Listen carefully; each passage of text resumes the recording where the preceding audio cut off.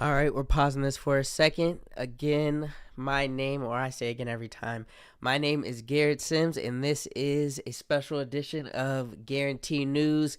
It is August 23rd, 2024. I mean, it's Friday, so I guess I should be recording today anyways, but I didn't record this morning.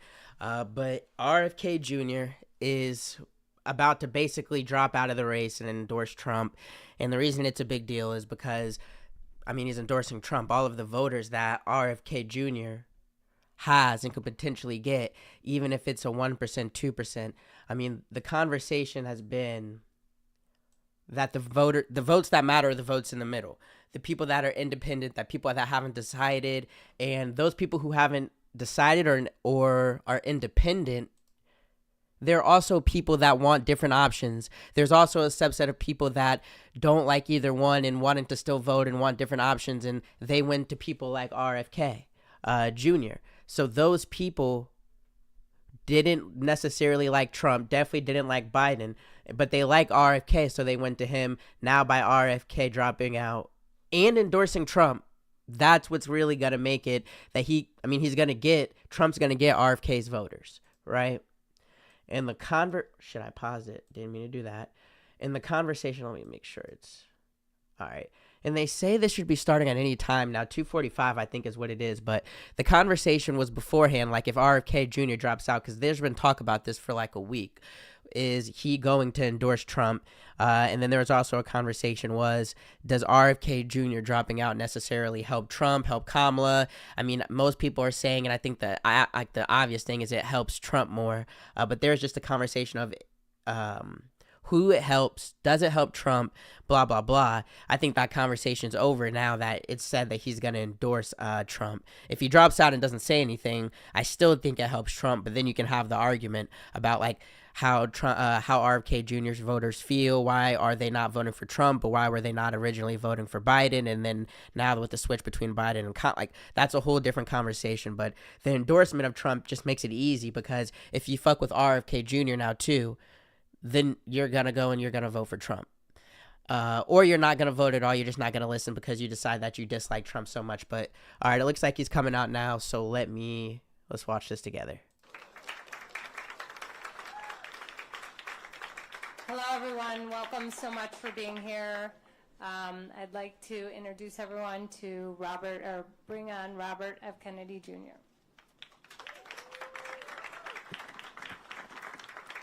I'm sorry to keep everybody waiting.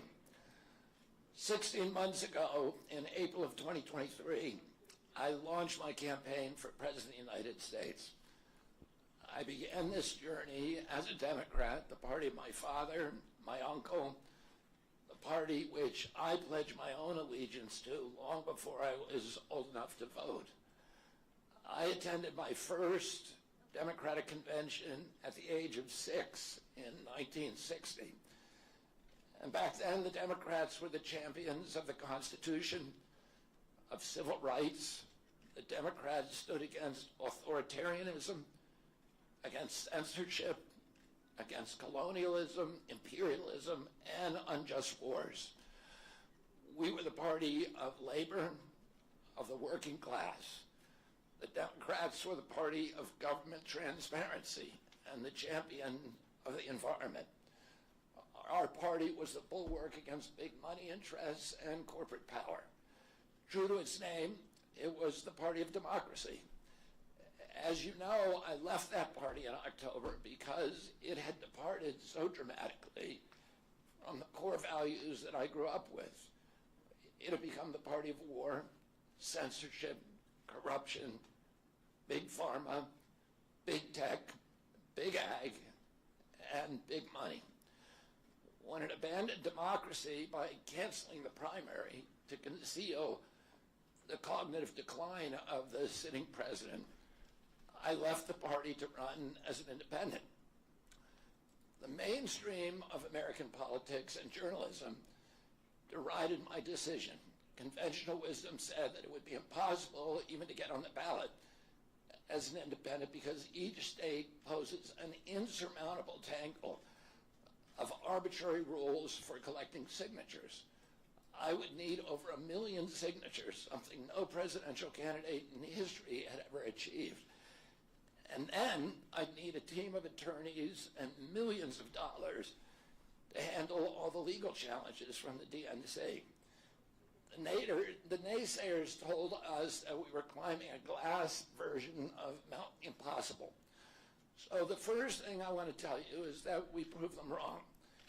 We did it because beneath the radar of mainstream media organs, we inspired a massive independent political movement. More than 100,000 volunteers sprang into action, hopeful that they could reverse our nation's decline.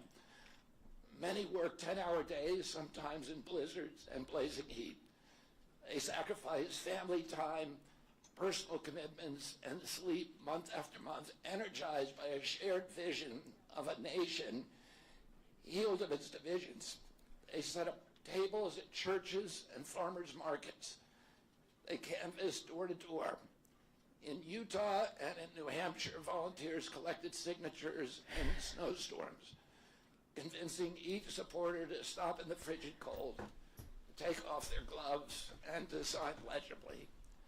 During a heat wave in Nevada, I met a tall, athletic volunteer who cheerfully told me that he had lost 25 pounds collecting signatures in 117-degree heat. To finance this effort, young Americans donated their lunch money, and senior citizens gave up part of their Social Security checks. Our 50-state organization collected those millions of signatures and more. No presidential campaign in American political history has ever done that. And so I want to thank all of those dedicated volunteers and congratulate the campaign staff who coordinated this. I was waiting for him to get to the point of all that, just how good that he did. I mean, shout out to him for doing that, but okay, to thank his staff. All right, come on, move on. Get to the Trump endorsement. A miracle. You achieved what all the pundits said could never be done. You have my deepest gratitude, and I'm never going to forget that, not just for what you did for my campaign, but for the sacrifices you made because you love our country. You showed everyone that democracy is still possible here. It continues to survive in the press and in the idealistic human energies that still thrive beneath the canvas of neglect and of official and institutional corruption. Today, I'm here to tell you that I will not allow your efforts to go to waste. I'm here to tell you that I will leverage your tremendous accomplishments to serve the ideals that we share, the ideals of peace, of prosperity, of freedom, of health. I'm not gonna lie, I just didn't want to say anything without looking it up first, because I'm like, his voice, I mean, I don't listen to him that much. This is my first time listening to him for 5 minutes or more at one time, and his voice, I was like, there has to be something, you know? So I wasn't even gonna talk shit first. Let me make this smaller. It looks like he has, let me make that smaller so you guys can see what's that looking like. All right, bet. You guys can't see that, but what's wrong with Robert F. Kennedy Jr.'s voice? Let's see. He has spasmodic dysphonia. Spasmodic dysphonia is a chronic neurological voice disorder and a vocal laryngeal dystonia. It results in involuntary spasms of the muscles that open or close the vocal cords, causing a voice that presents with breaks and strain. All right. So it's cool. There's cool. I'm not going to say anything about it. But I was curious about that. Let me see. For our media and for our government, and most sadly at all for me, the Democratic Party. In the name of saving democracy, the Democratic Party set itself to dismantling it, lacking confidence in its candidate, that its candidate could win in a fair election at the voting booth. The DNC waged continual legal warfare against both President Trump and myself. Each time that our volunteers turned in those towering boxes of signatures needed to get on the ballot, the DNC dragged us into court state after state attempting to erase their work and to subvert the will of the voters who had signed those petitions. It deployed DNC-aligned judges to throw me and other candidates off the ballot and to throw President Trump in jail. It ran a sham primary that was rigged to prevent any serious challenge to President Biden. Then, when a predictably bungled debate performance precipitated the palace coup against President Biden, the same shadowy DNC operatives appointed his successor. Also, The beginning of this shit was boring. He's going crazy right now. I'm not gonna lie. He's going crazy right now. without an election, they installed a candidate who was so unpopular with voters that she dropped out in 2020 without winning a single delegate. My uncle and my father both relished debate. They prided themselves on their capacity to go toe He hasn't said a lie yet, technically. He has not said a lie yet. Nothing that I disagree with yet. I'm not gonna lie. to toe with any opponent in the battle over ideas. They would be astonished to learn of a Democratic Party presidential nominee who, like Vice President Harris, has not appeared in a single interview or an unscripted encounter with voters for 35 days. This is profoundly undemocratic. How are people to choose when they don't know whom they are choosing? And how can this look to the rest of the world? My father and my uncle were always conscious of America's image abroad because of our nation's role as the template for democracy, the role model for democratic processes, and the leader of the free world.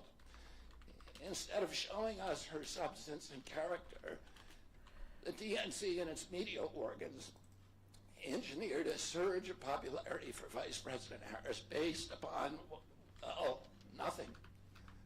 No policies, no interviews, no debates, only smoke and mirrors and balloons in a highly produced Chicago circus. There in Chicago, a string of Democratic speakers mentioned Donald Trump 147 times just on the first day. Oh, who needs a policy when you have Trump to hate? All right, that. Oh, I'm not gonna. Well, I'm not gonna do it right now. In contrast, at the RNC convention, President Biden was mentioned only twice in 4 days. I do interviews every day. Many of you have interviewed me. Anybody who asks gets to interview me.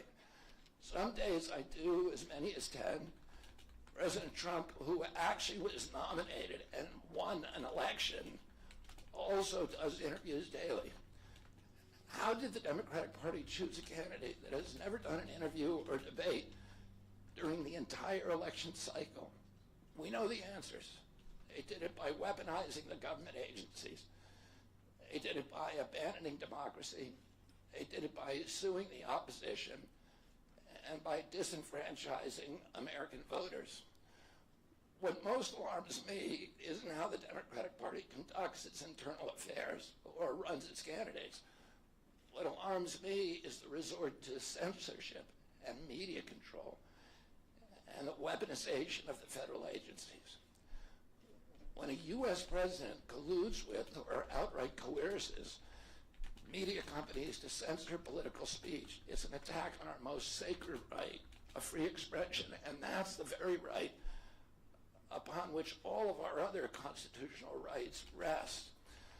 President Biden mocked Vladimir Putin's 88% landslide in the Russian elections, observing that Putin and his party controlled the Russian press and that Putin prevented serious opponents from appearing on the ballot. But here in America, the DNC also prevented opponents from appearing on the ballot. And our television networks expose themselves as Democratic Party organs. I think he's making the overall point that the Democrats and how they're ran is so strange and so questionable. I think is a great point, and I think he's focusing on the points that are brilliant. I think he's focusing on the brilliant points that everybody's asking Trump to do, so that's good. There are some things about it that I'm questionable about, like, well, there's only one point that he's made right now that I don't agree with actually, but I'll get to that at the end. But I think the overall points he's making right now is good. I will say that. Over the course of more than a year, in a campaign where my poll numbers reached at times in the high 20s, the DNC-aligned mainstream media networks maintain a near perfect embargo on interviews with me. During his 10-month presidential campaign in 1992, Ross Perot gave 34 interviews on mainstream networks. In contrast, during the 16 months since I declared, ABC, NBC, CBS, MSNBC, and CNN combined gave only 2 live interviews from me. Those networks instead ran a continuous deluge of hit pieces with inaccurate, often vile, pejoratives and defamatory smears. Some of those same networks and colluded with the DNC to keep me off the debate stage. Representatives of those networks are in this room right now, and I'll just take a moment to ask you to consider the many ways that your institutions have abdicated this really sacred responsibility, the duty of a free press to safeguard democracy and to challenge always the party in power. Instead of maintaining that posture of fear, skepticism toward authority, your institutions have made themselves government mouthpieces and stenographers for the organs of power.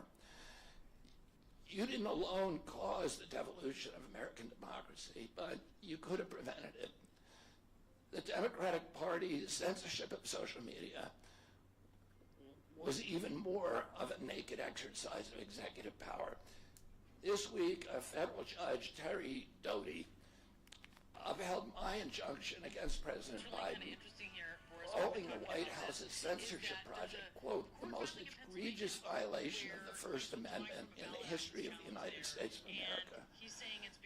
Doty's previous 155-page decision details how just 37 hours after he took the oath of office, swearing to uphold the Constitution, President Biden and his White House opened up a portal and then invited the CIA, the FBI, CISA, which is a censorship agency, it's the center of the censorship industrial complex, DHS, the IRS, and other agencies to censor me and other political dissidents on social media.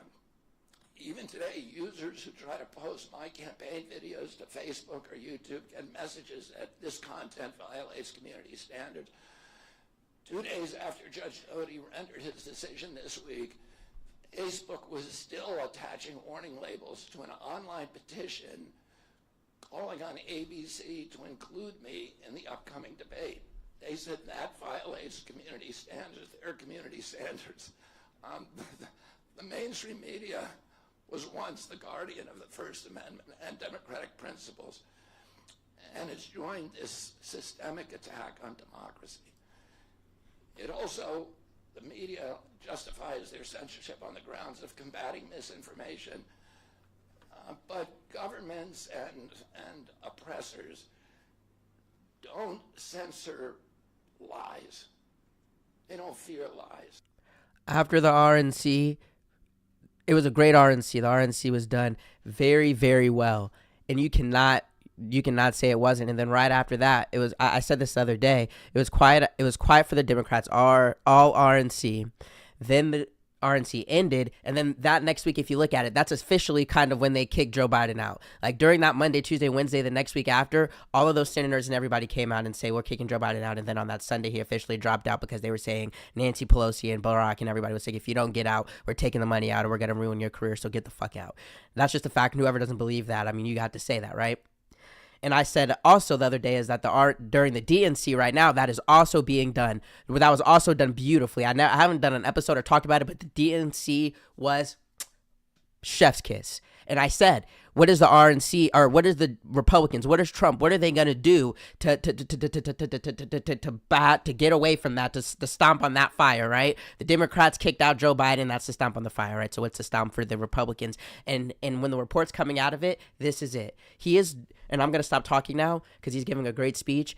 He is articulating what the fair point about the Democrats and Kamala are. He's articulating it better than Trump is, because he's inside his anger. He's not insulting. He's not doing weird things about her race or her being a bitch or her daughter or like her name. He's talking about, like, he's making the point well. He's getting right to it, and he's stating the facts. This is dangerous. This is dangerous. After a great DNC, the day it ends on Friday, for him to come out and not just only drop out, but endorse Trump, and not only drop out and endorse Trump, but to do it like this, he's articulating what the Republicans have been asking Trump to do for the last 2 or 3 weeks, whether you want to admit it or not. That's what they've been saying, like, stop insulting her, talk about that, and he's not doing it for some reason. Maybe he just thinks he's going to win. Maybe he doesn't give a fuck. Maybe he's just that arrogant, good or bad, however you want to feel about it. It's just like a strategic fact, but he's doing it right now. It's brilliant strategically. As someone that, like, during the last week kind of like was like, yeah, I'm calling all the way after the DNC, I was pumped. Seeing this is like shit, because he's going crazy right now. I will not lie about that. But there's some things I disagree with. I won't say them until afterwards, though. They fear the truth, and that's what. Right now, this is like an 8.9/9 out of 10 speech. I can't lie. They censor. And Outside of his voice being a little strange, I get that he has the thing, so I'm sorry. Like, I can't make fun of his voice, actually. and I don't want any of this to sound like a personal complaint, because it's not.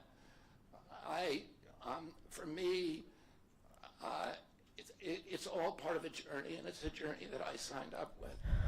But I need to make these observations because I think they're critical for us doing the thing that we need to do as citizens in a democracy to assess where we are in this country and what our democracy still looks like, and the assumptions about U.S. leadership around the globe.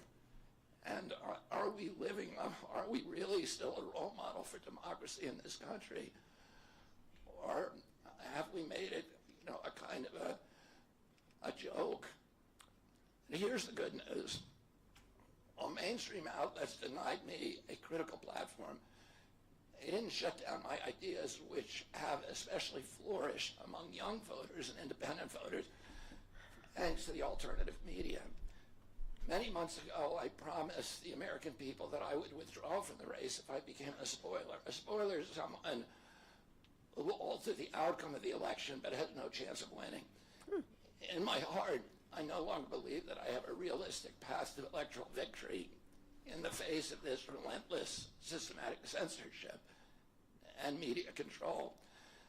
So I cannot in good conscience ask my staff and volunteers to keep working their long hours or ask my donors to keep giving when I cannot honestly tell them that I have a real path to the White House. Furthermore, our polling consistently showed that by staying on the ballot in the battleground states, I would likely hand the election over to the Democrats, with whom I disagree on the most existential issues: censorship, war, and chronic disease. Oh, I want everyone to know that I am not terminating my campaign. I am simply suspending it and not ending it. My name will remain on the ballot in most states. If you live in a blue state, you can vote for me without harming or helping President Trump or Vice President Harris. In red states, the same will apply. I encourage you to vote for me. And if enough of you do vote for me, and neither of the major party candidates win 270 votes, which is quite possible. In fact, today our polling shows them tying at 269 to 269. And I could conceivably still end up in the White House in a contingent election. But in about 10 battleground states where my presence I want to talk about so much with what that. I'm going to let him keep going. would be a spoiler, I'm going to remove my name, and I've already started that process and urge voters not to vote for me. It's with a sense of victory and not defeat that I'm suspending my campaign activities. Not only did we do the impossible by collecting 1 million signatures, we changed the national political conversation forever. chronic disease, free speech, government corruption, breaking our addiction to war, have moved to the center of politics. I can say to all who have worked so hard in the last year and a half, thank you for a job well done. Three great causes drove me to enter this race in the first place, primarily. And these are the principal causes. Whoever's watching, just like, let me know if I'm tweaking right now. So is he basically saying I'm done actively campaigning, going on a campaign trail, doing speeches, having my vice president, whoever that woman was, I'm done doing that. But if you guys rock with me up until now, you can vote for me. Is that what he's saying, basically? And that's what I'm saying, right? I'm about to start playing it again, but how long is it? It's 8:3:07. I'm going to talk for like 30 seconds. 30 seconds. I'm confused about, he's saying, I'm thinking, right? He's saying that I'm not going to actively run anymore, but my name's going to stay on the ballot. So if you've liked what I've set up until now, you can vote for me. But he's not actively endorsing Trump, but he's making it clear I hate the Democrats. They're destroying the core principles of our society that I care about. I think he said war. I think he said like something with diseases. He's saying, so Democrats, no. If you're not going to vote for me, vote for Trump. But still vote for me, but I'm not going to actively campaign because I don't think I can win, and I don't want to waste the people voting for me's time. He said he's spending it. Okay. He said he's suspending. Persuaded me to leave the Democratic Party and run as an independent, and now to throw my support to President Trump. The cause for free speech, war in Ukraine, and the war on our children. I've already described some of my personal experiences and struggles with the government's censorship industrial complex. I want to say a word about the Ukraine war. The military industrial complex has provided us with a familiar comic book justification like they do on every war. That this one is a noble effort to stop a supervillain, Vladimir Putin, invading the Ukraine and then to thwart his Hitler-like march across Europe. In fact, tiny Ukraine is a proxy in a geopolitical struggle initiated by the ambitions of the U.S. neocons for American global hegemony. I'm not excusing Putin for invading Ukraine. He had other options. But the war is Russia's predictable response to the reckless neocon project of extending NATO to encircle Russia, a hostile act. The credulous media rarely explain to Americans that we unilaterally walked away from 2 intermediate nuclear weapons treaties with Russia and then put nuclear-ready Aegis missile systems in Romania and Poland. This is a hostile act. Fair. The Biden White House repeatedly spurned Russia's offer to settle this war peacefully. The Ukraine war began in 2014 when U.S. agencies overthrew the democratically elected government of Ukraine and installed a hand-picked pro-Western government that launched a deadly civil war against. This is so genius because I'm sitting here trying to listen to it, but also can't help but think he's talking about the Ukraine and Russia war, something that's been going on. I'm going to say 2 or 3 years for what's currently happening, like Russia invading Ukraine. And this is a topic that hasn't been broached really on either side, and it's going away from it. But this is an excellent point, and him explaining it and going back to it, this is brilliant. What he's doing, if only he would fully endorse Trump, which I can't wait to speak about, but he's bringing what he's choosing to talk about is interesting because it's not really a thing, right? That you hear talking about like Ukraine, Russia. You hear everything about Palestine and Israel, of course, right now, and of course for a reason. You should, but it was so interesting to me, the switch. As soon as the Palestine and Israel war started, it was like we couldn't talk about Ukraine anymore. Because when that war, when Israel and Palestine, when Hamas attacked on October 7th last year, I felt like at that point, Ukraine and Russia, and I'm going to stop talking. I'm going to stop talking soon. Ukraine and Russia had been around a year and a half. Now I'd say it's been about 2.5 years. and we don't talk about it anymore continuously. And I get that. I get what you. I don't want to. I get what you say by foreign policy, but Trump doesn't talk about it either. That's why it's like if you're not talking about it, why are you thinking that he's gonna do it? And I think because I guess the argument is because of what he was when he was president, but that could get me into a conversation for more than I want to talk about right now. But I want to address what you're saying, because you guys say I always run around comments. I do in text because I'm trolling, but in the show I definitely don't. That's cap. If you think that, I think you're an absolute cap, all of you. And if you want to come on the show and say it live, I mean, I've done it multiple times. It's not shit, but not the point. And that's what I mean by foreign. If Trump talked like this, it would be a different story. But he doesn't. And I don't have to. Even like the things that Trump says, like it's just like, if I have to say it at this point, as so many times, I'm tired of saying the obvious thing that Trump does and how he speaks and what it is and how it's just weird and how, like, look at me, I'm fucking dark as shit. Like, I'm not gonna just go for that. It's just weird and not cool. And so it's like, he's not doing any of that. And he's making a great point. If you can't, like, the night and day difference, and I think connecting this to Trump without him doing it is fair to do, but it's a stretch. It's fair to do, but it's a stretch. It's not even a stretch, but it's a reach. It's not, like, he sounds so much, again, I said this like in the beginning, this is the first time I've listened to him speak for more than 5 minutes. Now, like 20 minutes, it's not the same. It's not the same.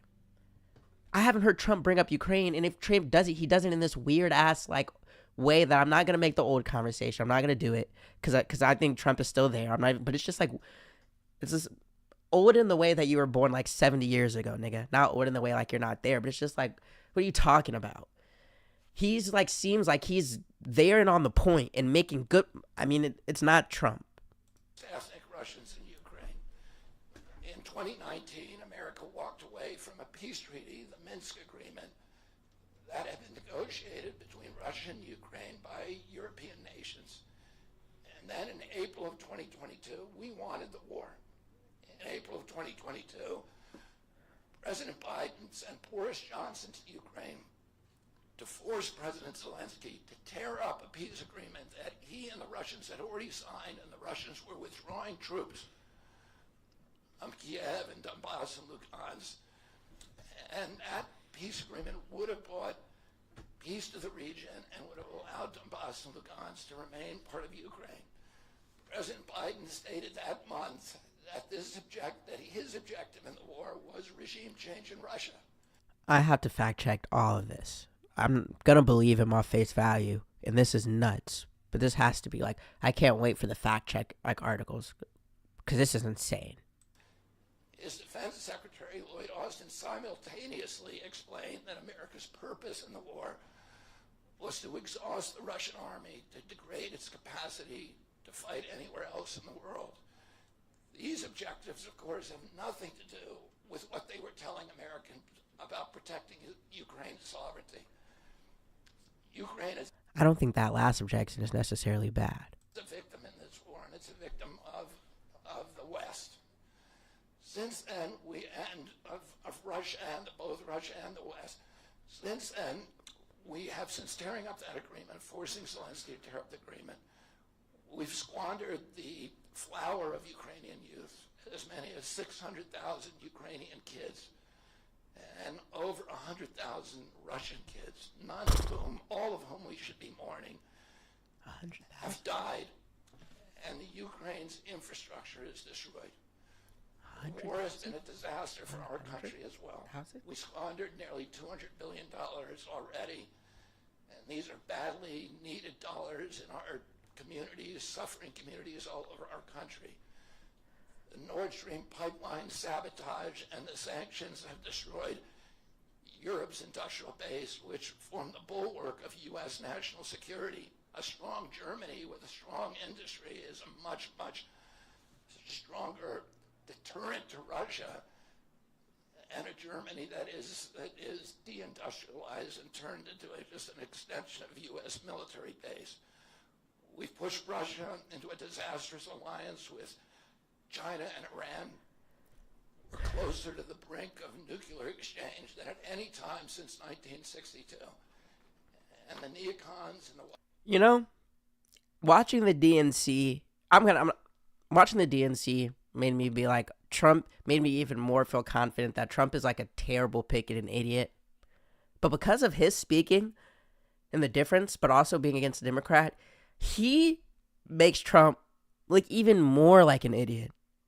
Because he's cooking. This speech is better than any speech at the RNC. I watch the RNC every day, all 4 days. I watch the DNC. I watch the RNC. That was like the week before Biden dropped out. I saw Kid Rock. I saw Amber Rose. I saw Trump's like 3-hour speech. That was, or it wasn't 3 hours, I'm joking, but that was right after he got shot and everyone thought he was going to switch. And I remember all that. That's the cool thing about covering stuff and going back in time because you can remember it. That's one thing I've noticed. This is better than any RNC speech.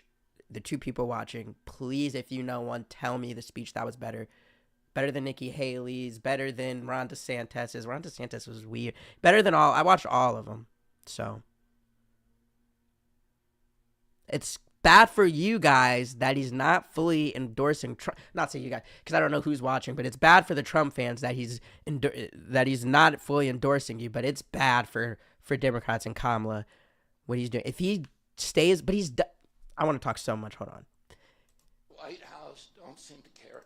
One question. Is he going to keep doing this or is he done doing this? Is he giving us a drop speech to talk on and like care about for like 4, 5, 6 days and then no more? And then it's up in the air for what you want to do? Or is he going to? Because I'm going to tell you right now, if he just gives this speech and then doesn't do anything else, it doesn't fucking matter. As good as this is. Like, we already forgot about Obama and Michelle's. You know, that was 2 days ago. Come on. Just say it. That's my... Our moral authority and our economy are in shambles, and the war gave rise to the emergence of BRICS, which now threatens to replace the dollar as the global reserve currency. This is a first-class calamity for our country. Judging by her bellicose, belligerent speech last night in Chicago, I assume that President Harris will be an enthusiastic advocate for this and other neocon military adventures. And President Trump says that he will reopen negotiations with President Putin and end the war overnight as soon as he becomes president. This alone would justify my support for his campaign.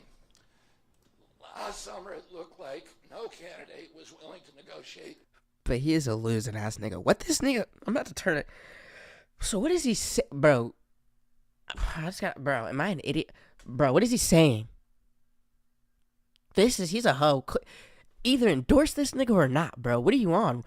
The same way that you're sitting here talking, and this is right off the cuff. I didn't plan for this, or maybe so I have the right to be wrong or say something that sounds stupid, or maybe the answer's already out there somewhere in the world.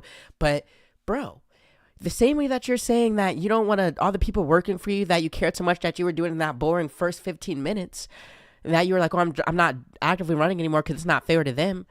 Nigga, it's not fair to the people that you're saying you want to vote for to, like, be 1 foot in, 1 foot out. Nigga, drop your nuts and make a decision. Either go all the way, and if you think you're going to win, or nigga, get the fuck out and endorse Trump. You clearly think Trump's better than Kamala. Am I tweaking right now? This is pissing me off. That's the one thing about this that's pissing me off, and it's pissing me off extremely, because it's like, he's weaponizing his weak ass base. It's like 2 or 3%, which matters a lot.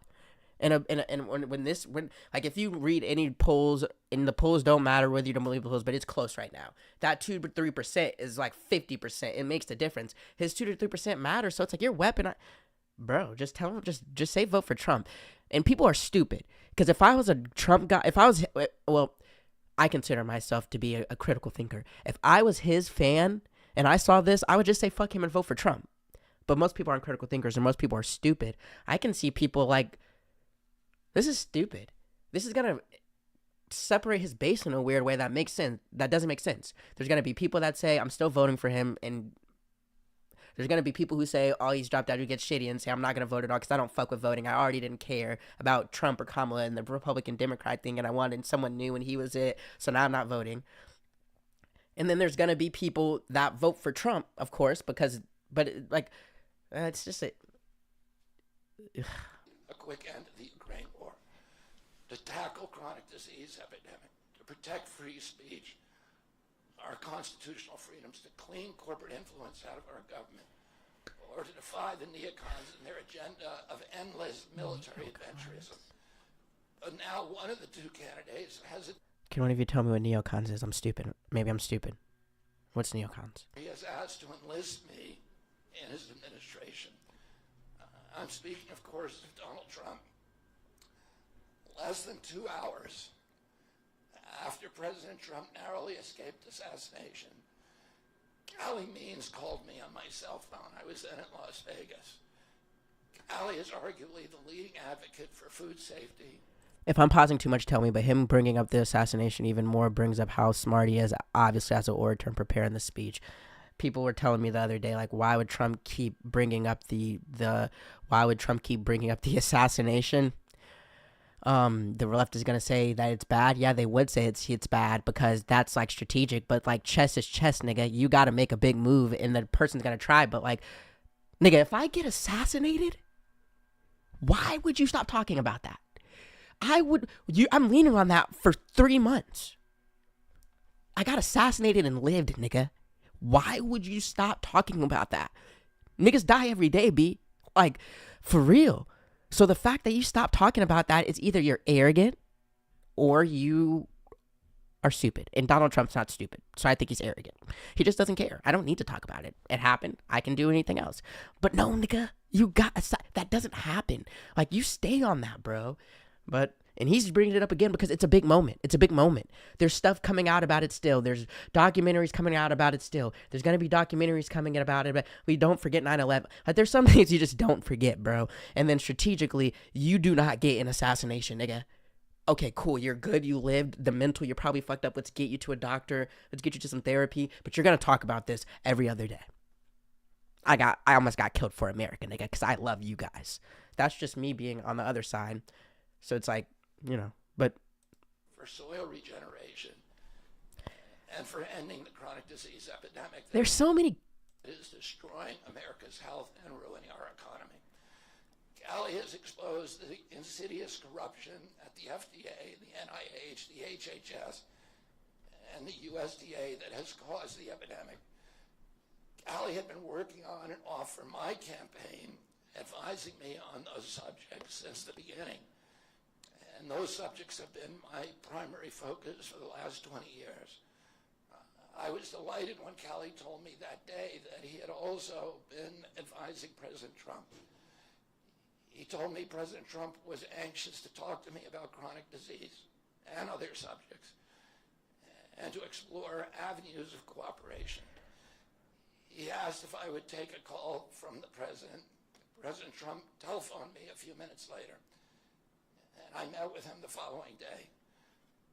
A few weeks later, I met again with President Trump and his family members and closest advisors in Florida. In a series of long, intense discussions, I was surprised to discover that we are aligned on many key issues. In those meetings, he suggested that we join forces as a unity party. We talked about Abraham Lincoln's team of rivals. That arrangement would allow us to disagree publicly and privately and fiercely, if need be, on issues over which we differ, while working together on the existential issues upon which we are in concordance. I was a ferocious critic of many of the policies during his first administration, and there are still issues and approaches upon which we continue to have very serious differences. We are aligned with each other on other key issues like ending the forever wars, ending the childhood disease epidemics, securing the border, protecting freedom of speech, unraveling the corporate capture of our regulatory agencies, getting the U.S. intelligence agencies out of the business of propagandizing and censoring and surveilling Americans and interfering with our elections. Following my first discussion with President Trump, I tried unsuccessfully to open similar discussions with Vice President Harris. Vice President Harris declined to meet or even to speak with me.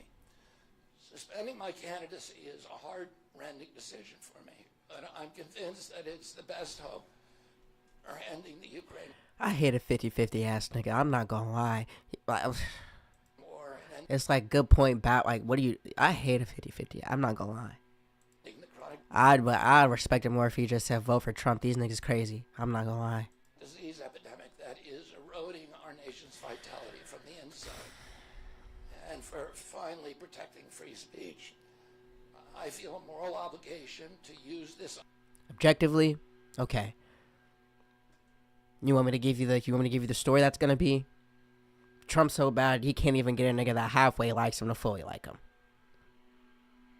opportunity to save millions of American children above all things. In case some of you don't realize how dire the condition is of our children's health and chronic disease in general, I would urge you to view Dr. Carlson's recent interview with Callie Means and his sister, Dr. Casey Means, who is the top graduate of her class at Stanford Medical School. This is an issue that affects all of us far more directly and urgently than any culture war issue and all the other issues that we obsess on and that are tearing apart our country. This is the most important issue. Therefore, it has the potential to bring us together. So let me share a little bit about why I believe it's so urgent. Today, two-thirds, we spend more on healthcare than any country on earth, twice what they pay in Europe. And yet we have the worst health outcomes of any nation in the world. We're about 79th in health outcomes behind Costa Rica and Nicaragua and Mongolia and other countries.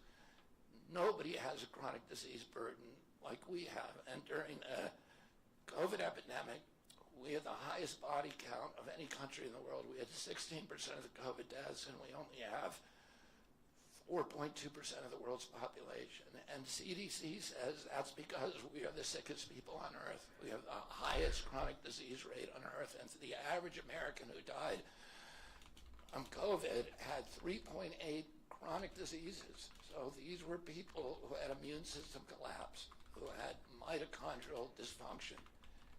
And no other country has anything like this. Two-thirds of American adults and children suffer from chronic health issues.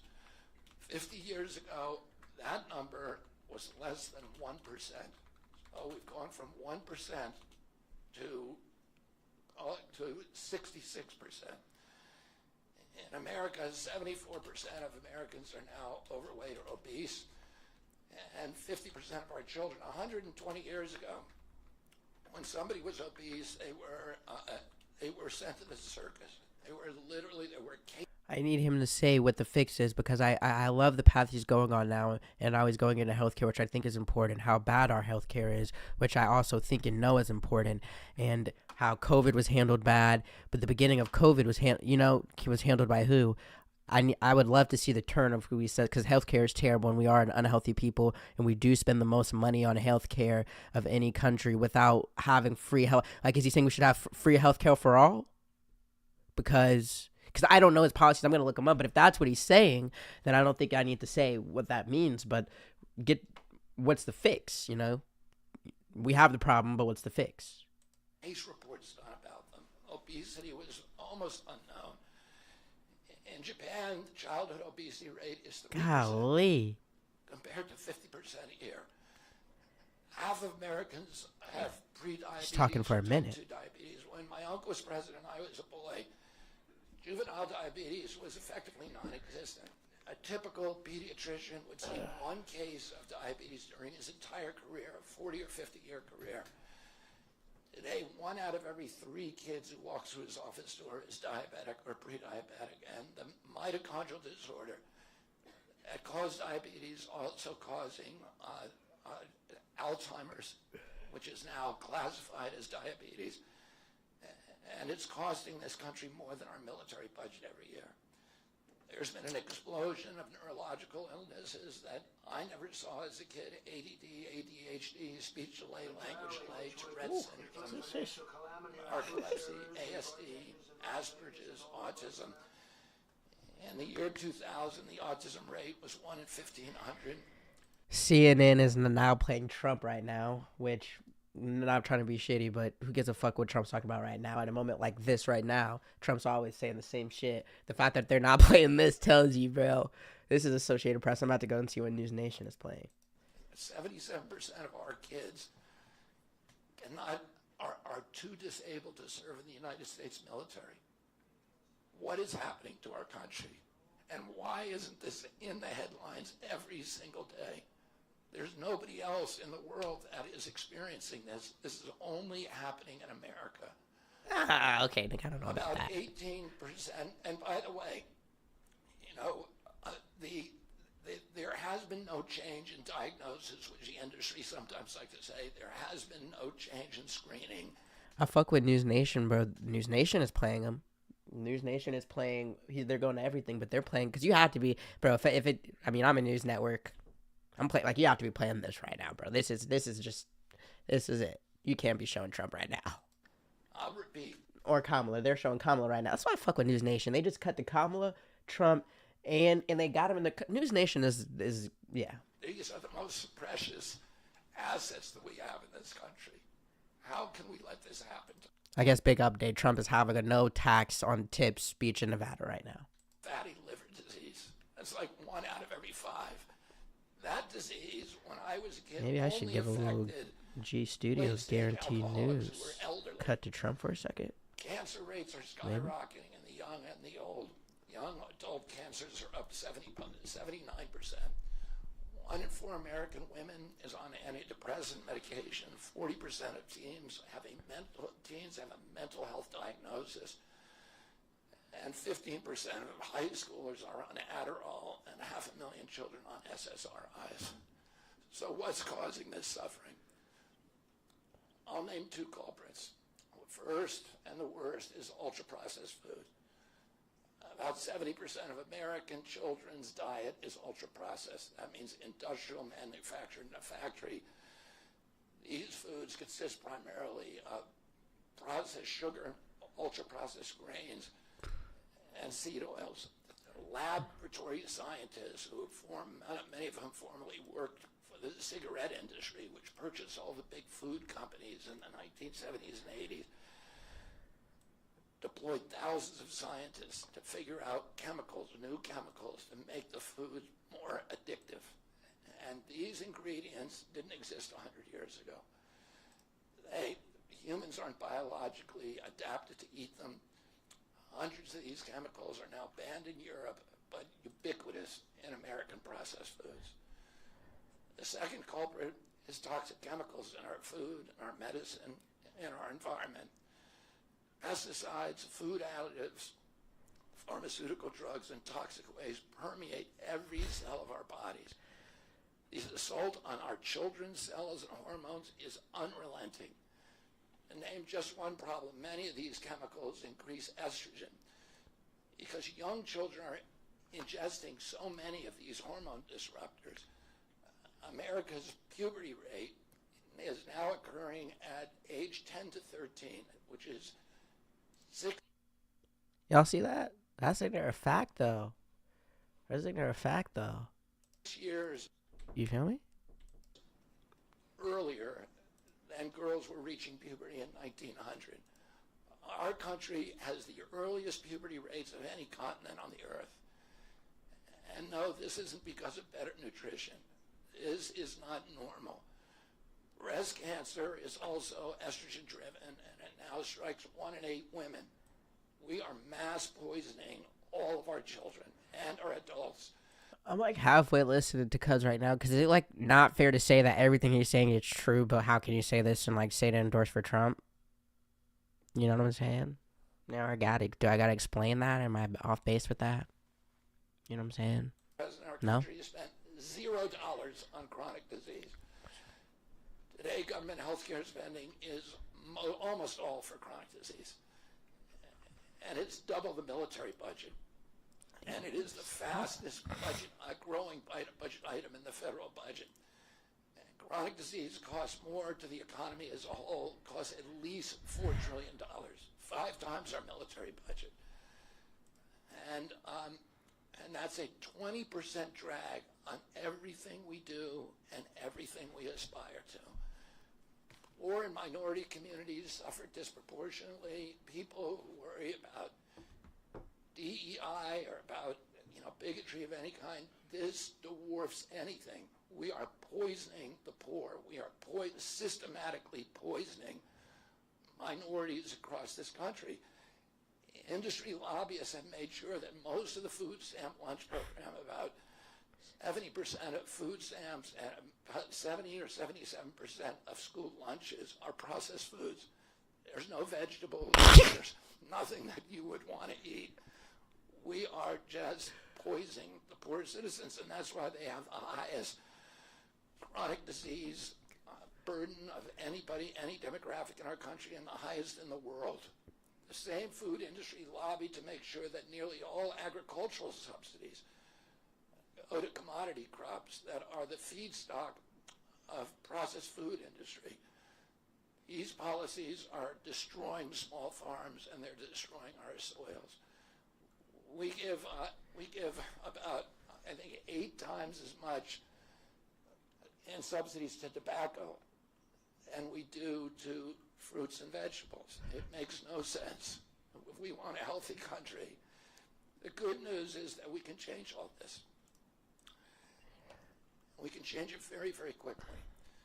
America can get healthy again. To do that, we need to do 3 things. First, we need to root out the corruption in our health agencies. Second, we need to change incentives in our healthcare system. And third, we need to inspire Americans to get healthy again. 80% of NIH grants go to people who have conflicts of interest. These are the people, virtually everybody who sits, Joe Biden just appointed a new panel to NIH to decide the food recommendation. All right, we got about 12 minutes left.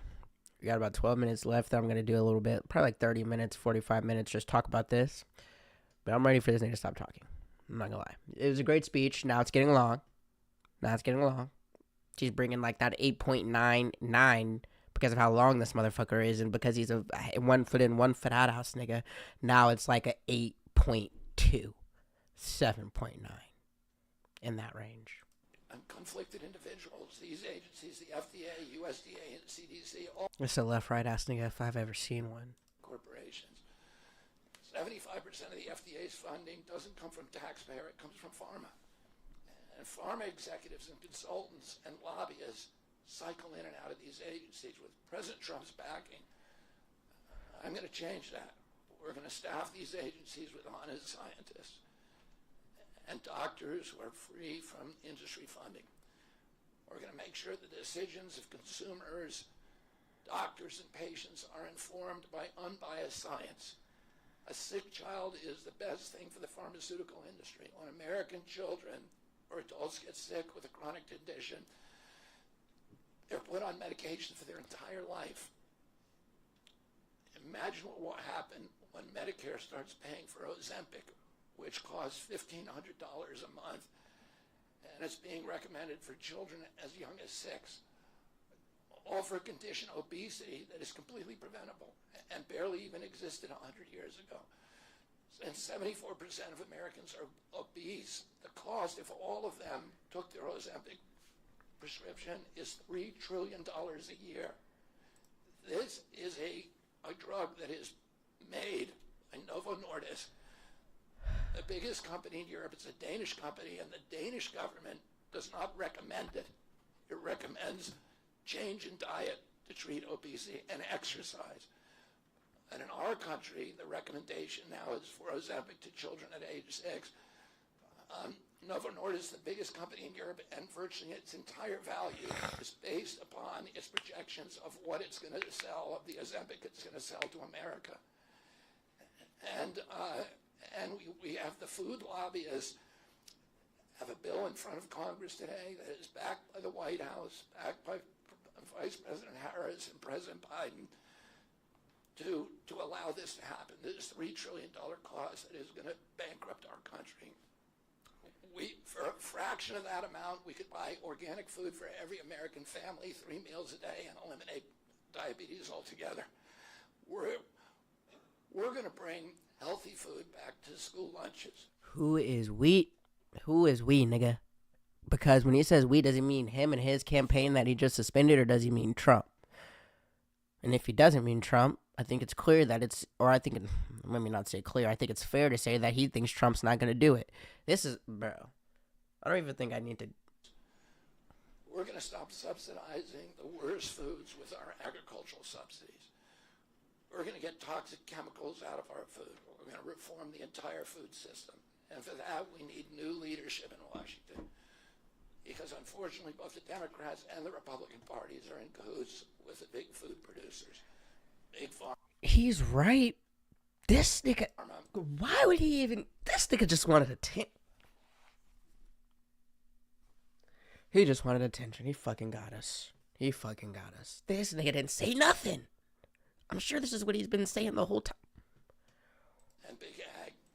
Alright, basically the niggas that he was paying was broke. He couldn't pay them no more, so they gotta leave. I can't pay them niggas no more. We don't got the money for this.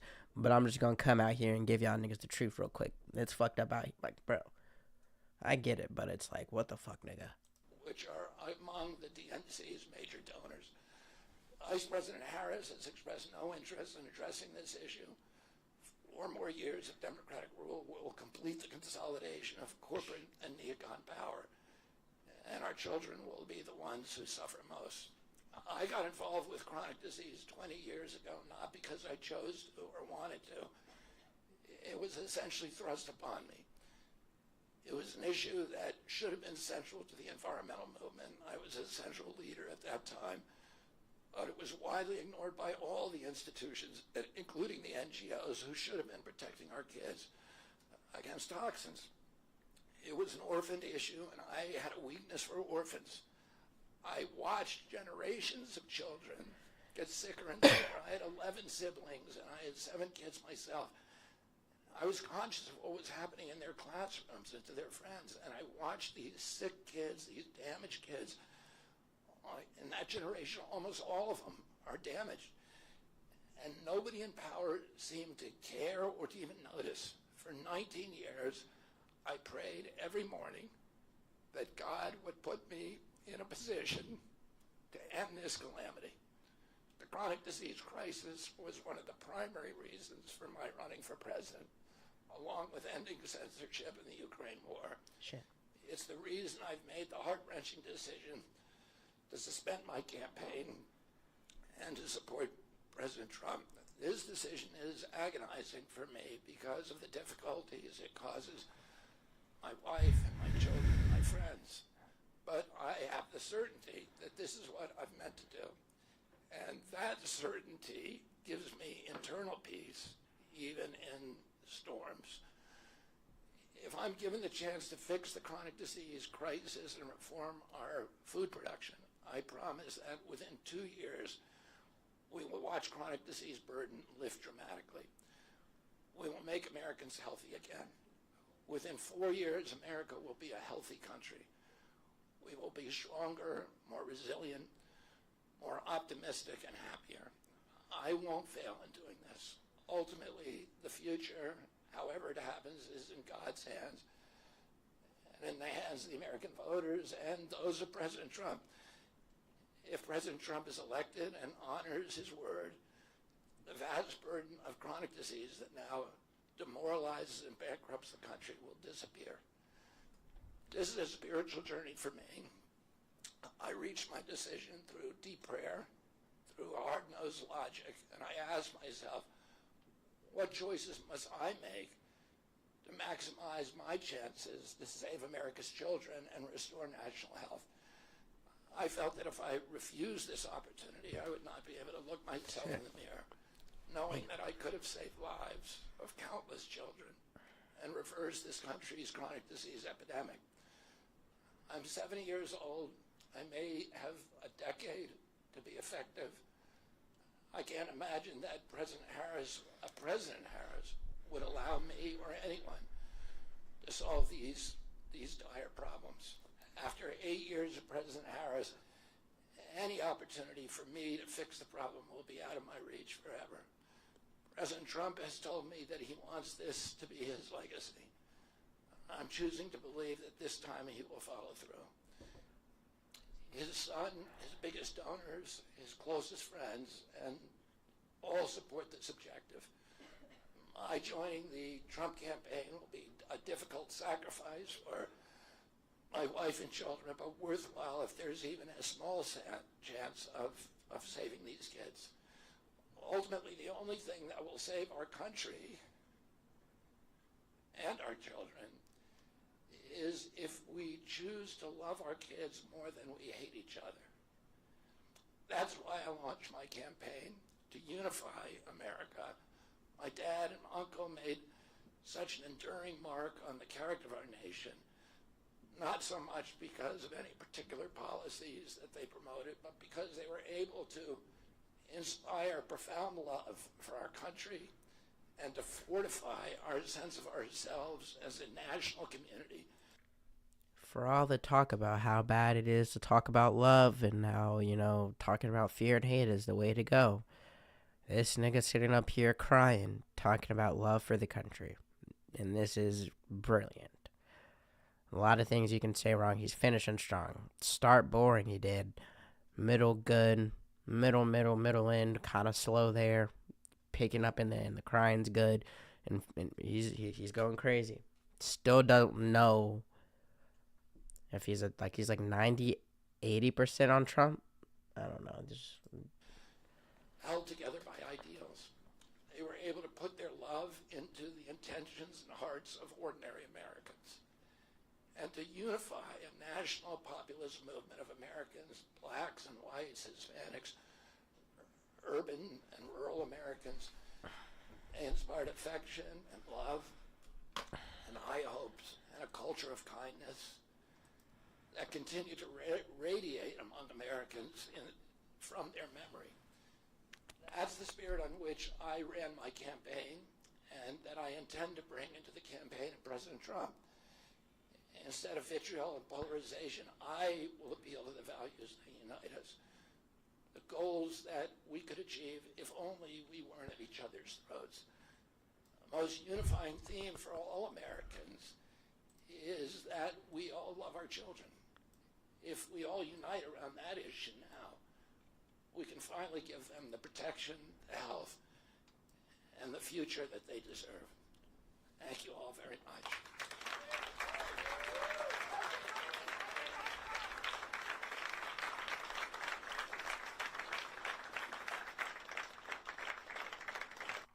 I'll say that was a really good speech. The only thing about it that I could say that I don't like was the fact that he was 1 foot in, 1 foot out the whole time on whether or not it seemed like he was going to fully be endorsing Trump or not. So let's see. And I'll just have this in the background. Damn, I have to watch this later. Damn, yeah, I have to watch this later. All right. So what do I think? The really thing, let's get down to the brass tacks. How much does this help Trump? I'd say a good amount, actually. I think you'd have to be an idiot to watch that. If you're an RFK Jr. person that liked him so much that you were gonna vote for RFK Jr., despite the weird 1 foot out, 1 foot in, I don't even know what the fuck that is. I think you'd have to be pretty dense to see that interview and read an article about it, or even just watch the Twitter videos that are going to come out for 2 seconds and say, I'm going to vote for Trump. And if Trump is, well, it's not even getting to the Trump strategy. He's going to do whatever the fuck he wants. But Fox News, the people that like Trump, that want Trump to win, that are being more strategic, are going to pretty much make RFK Jr. be with Trump. That's what the spin's gonna be. He hates the Democrats, and he does. It's not really a lie. It's a spin, but it's the truth. I would say, right? Like, can someone say, like, what do you think? Was that a full endorsement of Trump, or is that like a 90%? Let's see. He gave policy conversation. That was more policy that Kamala had in her speech last night. As good as Kamala's speech was for different reasons, that RFK Jr. speech had more it had more policy. Like, it just broached the topic of policy, and then B, it went into specifics of what's wrong, how it started, how you can fix it. Some of the policy was different, so let's kind of go into that. I mean, let's see.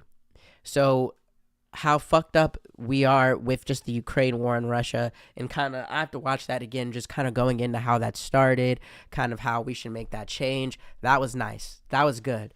That was refreshing to have someone talk about policy and lick it right in the face, and not lie about it. Or, well, we have to see if he's lying. So lying's not the case. Just to talk about it, I guess, at this point, with just between these two, you can appreciate, right? And then he started talking about healthcare system, and what was it, chronic health, chronic diseases, and just going into that and just explaining that problem like so extensively. I mean, I would argue it was a third of the speech, just him going over just chronic health care and just everything, all the nuances of that, of explaining the problem, connecting himself to the problem, explaining how to fix it. He did the how to fix it part the least, I will say, but he did get to it at the end. So I loved that. A part of me wishes I had known about him, well, not known about him, but focused on him more earlier, because I would have been okay with giving him more, I guess, airtime, whatever you want to call it, on Guaranteed News. But the only thing I can say about it was the flip-flop pissed me off. It makes me respect it more that at the end, that I think he put a stamp on it, that it just seems like cockiness. Like, I don't want to leave Trump, or I don't want to completely leave, like, the campaign, or say that I'm out. But I also don't think, like, I don't want to keep the people that I'm paying, the people that are still working for me. I don't want to keep them on the edge, and I still want them to be able to support me but not lose money and do other things probably. Let's see. And he just doesn't want to drop out. Yeah, I think that comment is basically the truth. All right, let's see. An hour and 11 minutes I've been streaming. I didn't even realize that. All right, and then I want to look at the chat. Like, can I make this bigger?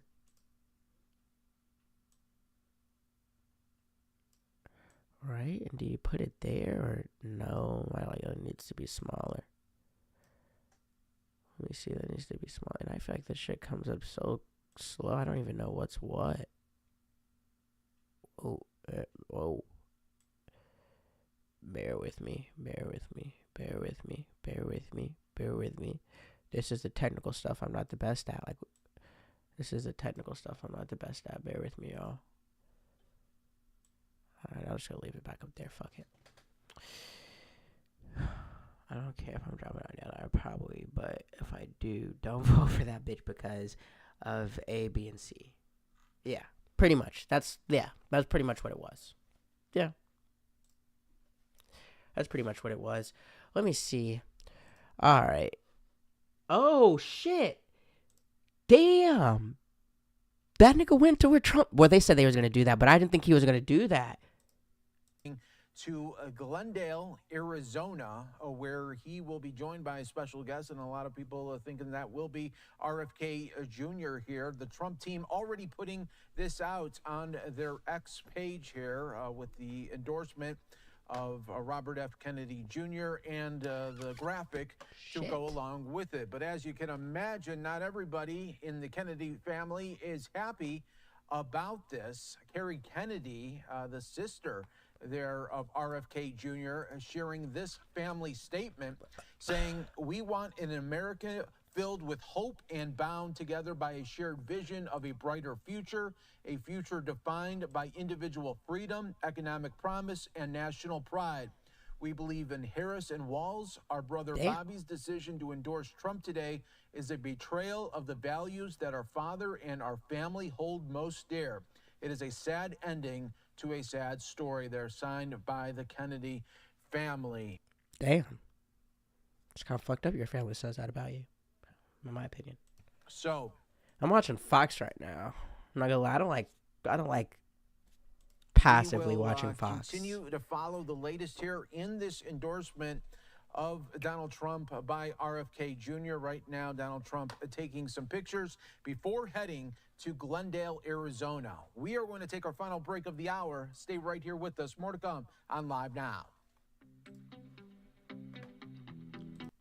So is he still giving his speech? I'm not sure. The way you'll see comments easier if that's the background. Oh, yeah, that's a fact. Duh. Let me put it. Bro, that's what I'm saying, though. How the fuck did he get there so fast? I know we were behind, though, because I was pausing, but, like, they're still in Arizona, but it's like he was an hour away. Okay, there's a countdown up there. A minute and 15 seconds for me to talk and yap a little bit.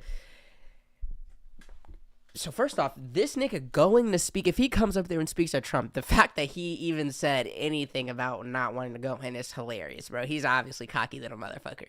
It was hard as hell for that nigga to drop out, but he fully endorses Trump. So, yeah. CNN's going to probably hold on to that fact that he didn't fully drop out, but just keep it a buck. That's a full endorsement of Trump. I think this does help Trump, and this is scary. And again, like, this is the brass tacks of this, because I guess I can say, because Guaranteed News, bro, I'm going to do politics, but NFL season's coming up, so it's going to be half politics, half NFL. And I'm going to just start, like, bro, fuck making the show perfect. I'm just going to talk my shit. Make the TikToks, try to build that. But, like, bro, I feel like I'm never going to make money off this shit, trying to make money off this shit. My best bet is to just come and just talk the shit and say my opinion and be wrong, say when I'm wrong, make my opinion, say when I'm right. But, so yeah, this isn't even like a big thing to even make an opinion on, bro.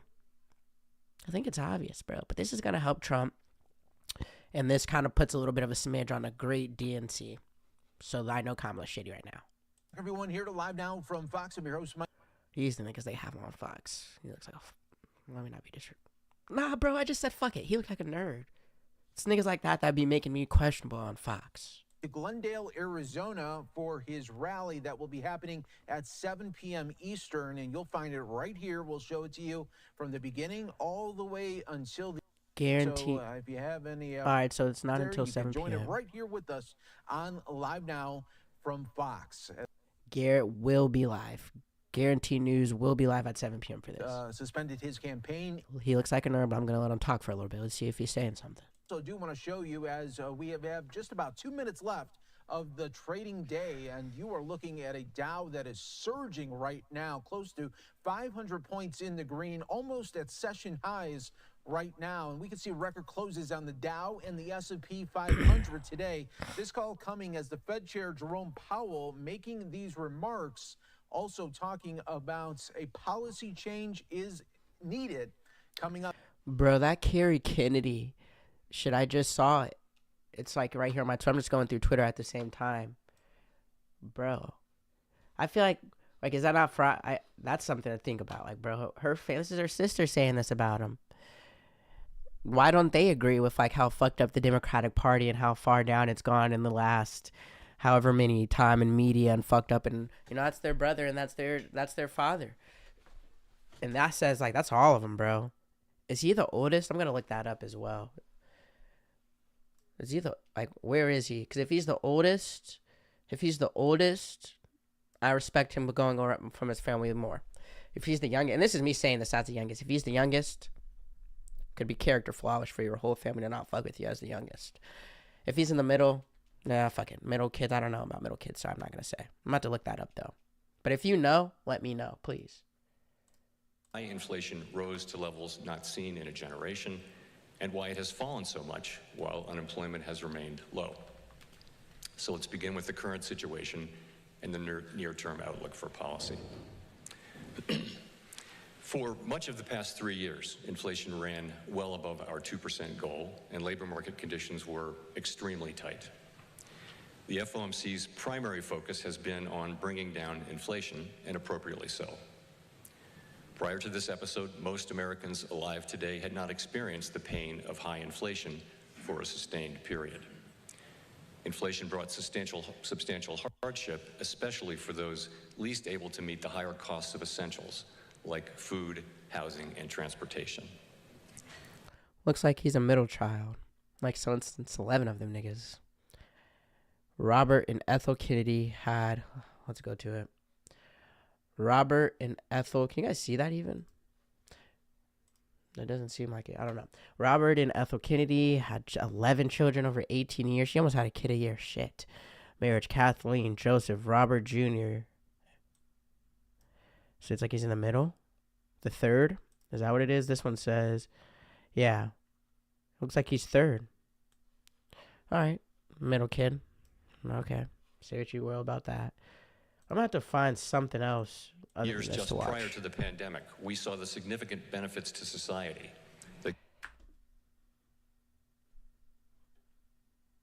The city Fed, it's great to be back here today. 4.5 years after COVID-19's arrival, the worst of the pandemic-related economic distortions are fading. Inflation has declined significantly. The labor market is no longer overheated, and conditions are now less. I'm seeing if News Nation has a live going on right now. You know what I'm also thinking about as like a perspective of like, bro, if this happens to me on this YouTube on this live, I'm gonna start streaming on Twitch. If I get a copyright for playing, because I was playing the Associated Press's live of the thing, if I get a copyright for playing like these lives, I'm switching to Twitch for sure. That they'd come out and say that as a family member. Probably a lot of shady shit going on in that family. Yeah, but it's like, bro, I don't have like a lot of siblings, but it's like, bro, 11 children and all of them niggas disagree with you, and you're the one that's right. You know, it's kind of like one of those. But maybe, you know, as someone who's, that happens to me a lot. There'll be 10 people. There's been times in my life where like more than 10 people have said I was wrong. And realistically, I was right. So I guess I can fuck with that. But, you know, most times that's not the case. Let's see. RCN. Did I just see like Candace Owens live? I wouldn't be mad at listening to Candace Owens right now. No, there it goes. They lied to us about Beyonce. No, I'm not watching that shit. Let's see what this is, what these niggas is talking about. I promise if I get a copyright fucking law on this episode, bro, I'm done with YouTube. Under this current administration. So we have on the ballot, we have Team Freedom versus Team Control. Control being the ones that would want to take away. Bro, this black girl, bro, like, she is dumb. What the fuck? What in the fuck? Golly, Trump saw somebody come in for him and he kept her. Yeah, she's getting that bag right now. I'd like to put her up to a lie detector test and ask her how much of this is for the bag. Yeah, that's crazy. Trump, she really got popular just coming up at that Atlanta thing. She was well-spoken, did her thing, but, bro, to have her here in Nevada, Trump's paying for this, bro. He's doing something for her. This is part of that conversation, bro. Can you guys see? Yeah, you can see her, but the chat's a little bit in the way. This is part of that conversation of, you know, it's hard. This is something with Trump that it's hard to catch, bro. Like, my initial thinking is if at this point, if Trump is doing something, it's because he really wants to. He's not bullshitting. And I say that because of all the stupid decisions that he makes, it doesn't decide to do with running. But then sometimes when he does a one that's halfway smart, that seems strategic, I'm like, it's not strategic. That nigga really wants to do that. He's fried. And I say that whole thing to say is, bro, like having this like black woman here, I think in Trump's head, he's really like, I fuck with this black woman. Like, she knows I'm a good guy. Like, she's smart. She's smart. You know what? You're smart. I'm taking you around with me. You're coming around with me because you know I'm good and you know I fuck with black people. Like, bro, I'm not gonna lie. I would love to have an interview with Trump on camera. But even more, I would love to go out and get a beer with that nigga and just drink and just hear how he says stuff and how he feels about things for real. Because he's just, even like, he's just funny as hell. He's funny as hell.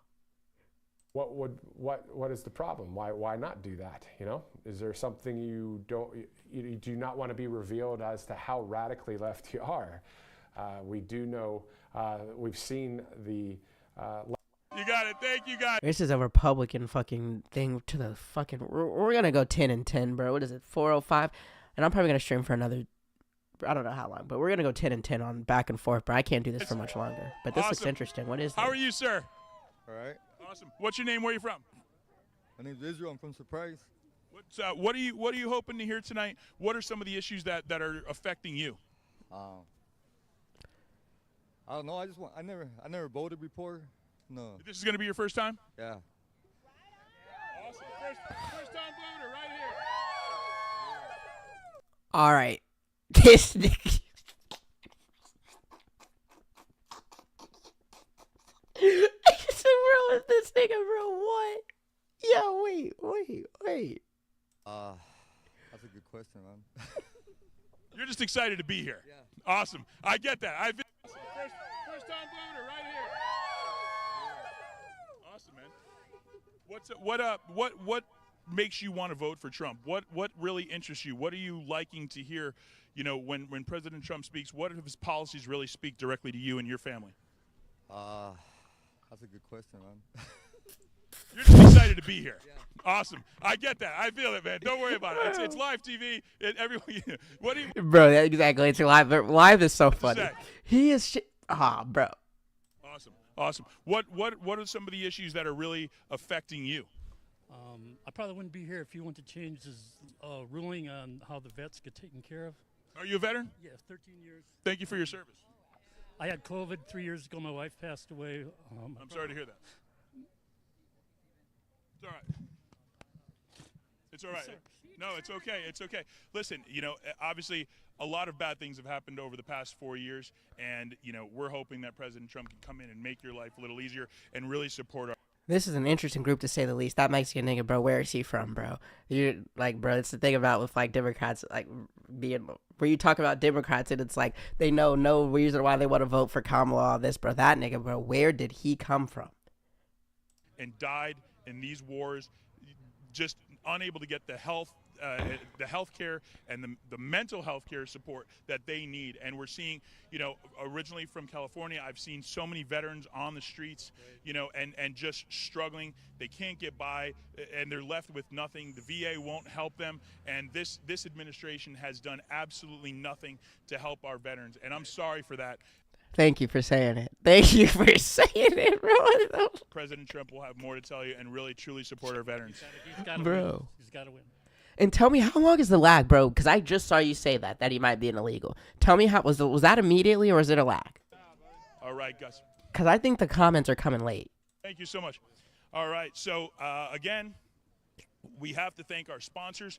You guys have heard so much about it. Again, a Tennessee native right here. Christina, let me tell you about the state of Tennessee. Is one of the most popular places in the country I think to it is live, late. retire, and Yeah, it must be a crazy lag. Fuck. pro-business, hands-off government. Yeah, I'm done with YouTube, bro. I'm going to Twitch, bro. No disrespect to YouTube though, because I do like I fuck with YouTube. YouTube's hard. I'm about to go to YouTube and Twitch, but I'm gonna try Twitch. Is selling off large acreage properties. Fuck your ad, nigga. That was an interesting group of people. They gotta get back to talking to niggas. This little nigga. Ask you, when did you get this outfit? I don't know. Poor ass little kid doesn't even know why he's fucking that poor guy. That poor guy. He doesn't even know what's going on with him. He doesn't even fucking know. Oh my god. There is Yeah, I know. Let's listen to this little nigga.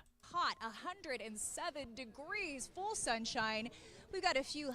I'll say this right now before they even talk to him. Everything I'm about to say is towards the parents, not the kid. Nothing that's really going to. Because they got that little nigga in that hot ass weather. These people are just to be out here. This young man, whoa, you're going to get the education of a lifetime today. So, you know, you might be in school today otherwise. I will say this. This is going to be the best education, something that you will not forget. I know you're excited to be here. We just heard from you, but I have to ask you, when did you get. Come on, cut. Bro, they throw this thing out of school, bro. Come on, bro. I want his star reading test score. Get this outfit? I don't know. Did your mom get that for you? Yeah. 3-minute lag? That's a long one. Yeah, she's got fantastic taste, and I can tell. 3 generations right here. Nigga, something like mom. Yeah, that nigga don't even know what he fucks with. You know what? I love that because this political election, this has divided a lot of families. The fact that you're all on the same side supporting the right candidate is a beautiful thing. So He flew in from Washington last night. I'm the only righty in my whole family. They think I'm crazy. Washington, No. you know, the Pacific Northwest, you got Seattle up there, you got a lot of big cities that decide where the delegates are going to go, and that's rough because if you're living in a rural area, a rural part of the country, you need President Donald Trump to stand up for you. Absolutely. It's depressing up there. It's so swung so far left. It's terrible policies. It is, you know, and just to the south of you, you got California, and we're seeing a lot of those policies from California creep into the federal level. It scares a She's smart. She knew to go away from that little nigga quick as hell and start asking the other nigga because he was about to get. Yeah, bro. That little nigga didn't know shit. I love it down here in the red area. Well, thank you so much for spending some time, for sharing your beautiful family with us today. We appreciate it. We'll keep moving down the line here. We got some lovely ladies, and I like what your shirt says.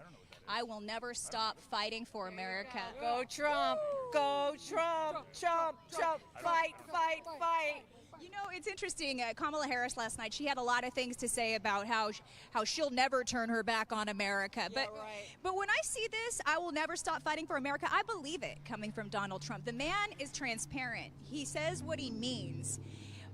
That's right. He does what he says. And again, look at all the women in the crowd out here. They're trying to cater to the female vote on the left.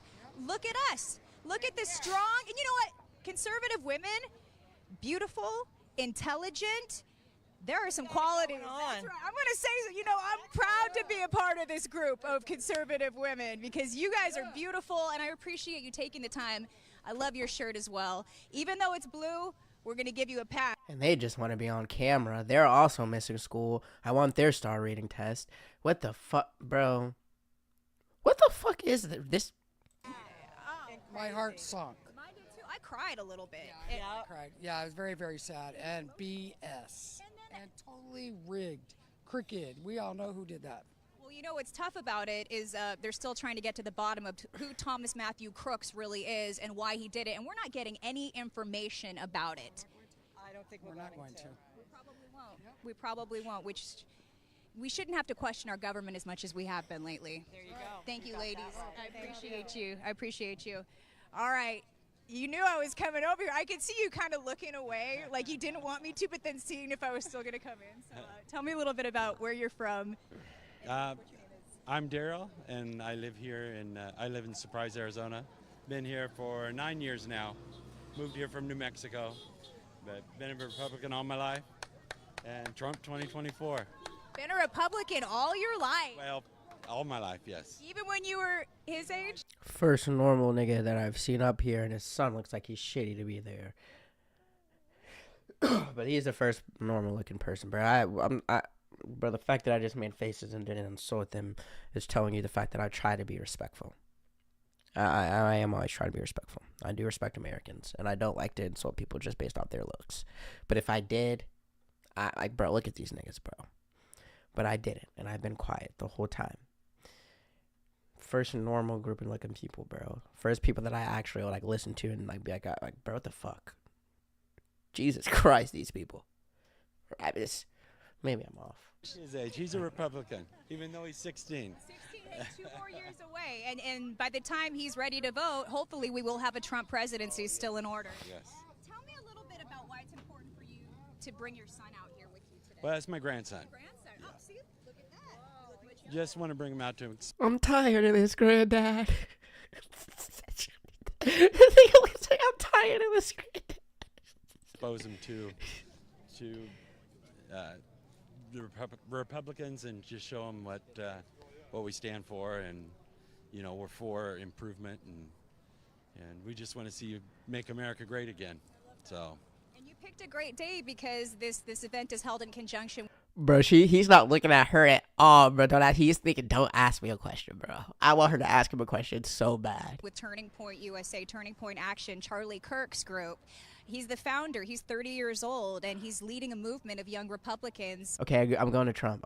You're going to see a lot of people around your age, and it's got to be pretty exciting for you to be here. Yeah. You wore all black today. That was bold, knowing the heat, huh? Yep. It's very hot out. Are you excited about a potential Trump presidency? Maybe, yeah.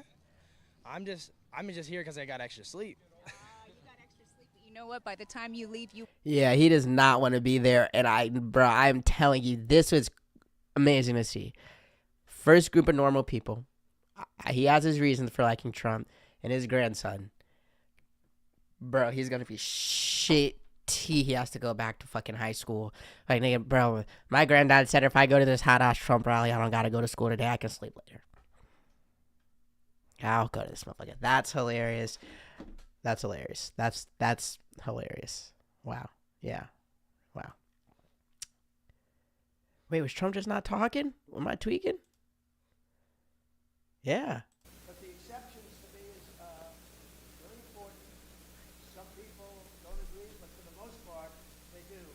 I think it's up to probably 85 or 90%. But if you look at the voting, and it's so interesting, you see this issue was tearing our country apart. And it's really not tearing our country apart anymore, because now people get to vote, and they get to vote in their state. And for the most part, they believe in the exceptions, and they want the exceptions. It makes it a much easier way. At the same time, you have to follow your heart. You have to do what's right. But we brought it locally. It'll never be in the federal government again. It should have never been there. And again, for 52 years from the beginning of Roe v. Wade, people have wanted to get it out. And many presidents have tried. They were unable to do it.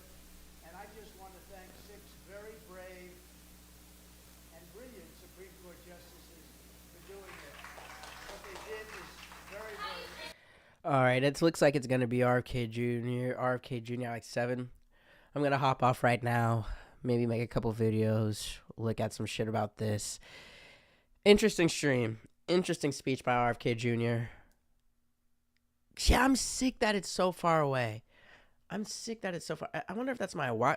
All right, let me relax. I wonder if that's my Wi-Fi or what that's making it do that. The lag. Yeah, I need to stop. I fucked my finger up in the gym. And it's like halfway healing. Alright, that doesn't matter. But yeah, I'll get back on later, about 3 hours, because I do want to see the RFK Jr. stuff. That was interesting. Overall, I think that helps Trump, though. I think everything that's going on right now helps Trump. And the polls are going to be interesting. And yeah, there's so much interesting. There's so much that you can talk to, that you can get down to, that you can kind of look at just with what's going to happen with this, the meaning of this, and the fact that we have all this conversation again. It was the perfect timing. This was the perfect response to the DNC. The perfect response. The absolute perfect response. So I will say that. I mean, what else? Is there like a Democratic like YouTube that I can go to? Like I'm tired. Jesus, bro. I am tired of watching this. Where's news? Or let's go. We could go live. PBD podcast, bro. This guy's annoying. Watch live. Trump speaks in. Breaking up of Kid Jr. shock endorsement. There's a lot interesting. It's interesting to think about how many people exist, bro. All these niggas are watching live right now. It's very interesting.